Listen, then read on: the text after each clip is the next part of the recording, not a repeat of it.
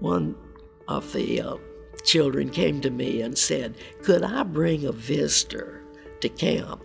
And at that time, Camp Linden was very rustic.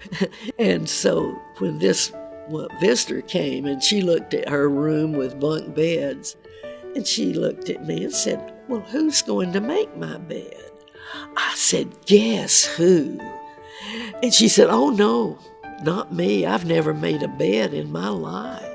I said, well, you know, we learn new things at camp. So this is going to be one of your new learning experiences. You're going to learn how to make a bed. She made her bed, and after the second day, she was just happy as she could be at camp. I'm Catherine Prewett. I'm 91 years old. Don't feel that old, but I am. I came on the staff at the Bellevue Baptist Church in September 1st, 1970. And those were wonderful years. It was a good time. I had 6 rooms of children, one for each school grade, 30 or less in each room. 19 years later, when I retired, I had over 700 children coming each Sunday, so the Lord just really, really blessed my ministry there. When I got to where I couldn't go out to Bellevue, I said, well, I can just do some ministry work here at Kirby Pines.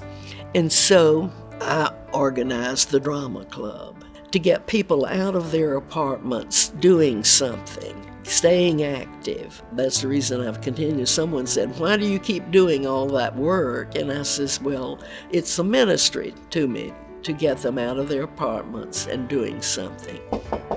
Miss Catherine, it's Polly. Oh, well, hello. Hi, how are you today? For those that come from Bellevue to visit me, it really means a lot. I have deacons that come to visit me, and I'm so thankful for a church that doesn't forget about us as we grow older. My name is Polly Simpson. We both had a mutual friend.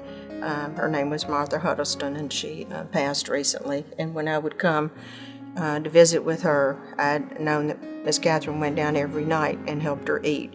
When she was ill, she was not able to feed herself. So I know Miss Catherine's always busy because she's out trying to help other people. And I think it's wonderful. At 91, I hope that I'll be so blessed to live to 91 and that I'll still be able to serve the Lord just like she does.